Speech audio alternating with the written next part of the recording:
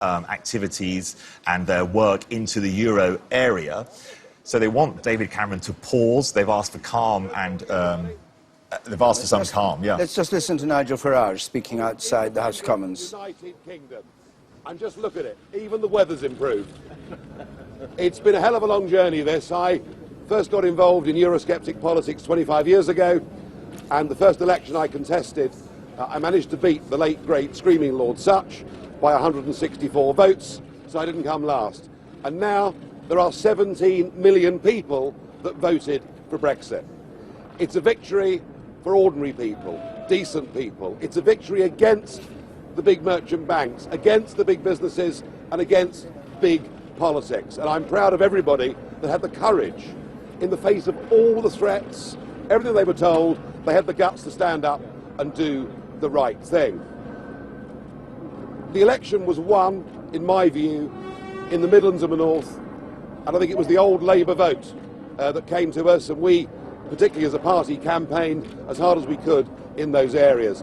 There is still a massive disconnect between Westminster, SW1 and real communities, and the one image I will remember throughout the rest of my life was a woman in Bolton grabbing my hands with tears in her eyes saying, "Why doesn't David Cameron, why doesn't the government come and see what they've done to my community, what they've done to the prospects for my kids?"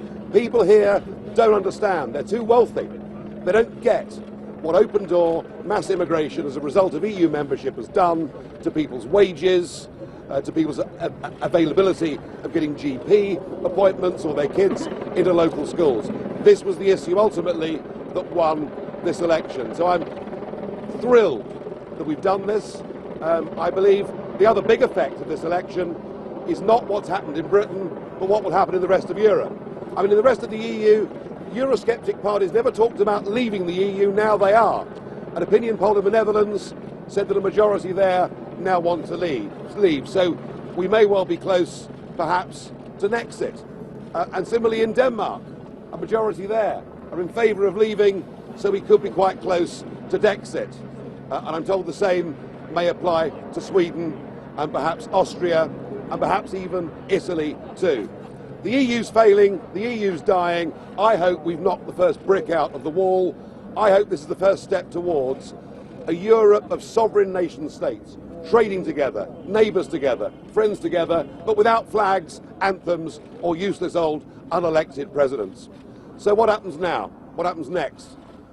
Well, 17 million people have said we must leave the European Union. We now need a Brexit government. A government that gets on with the job. A government that begins the renegotiation of our trade relationship. A government that will be mindful that already many of the German car manufacturing unions have said, let's get on and do a deal. Let's go on buying, selling motor cars and wine and cheese with each other. But a government also that at the same time uses the opportunity of Brexit. And the opportunity is we're now freed to start making our own trade deals and associations with the rest of the world.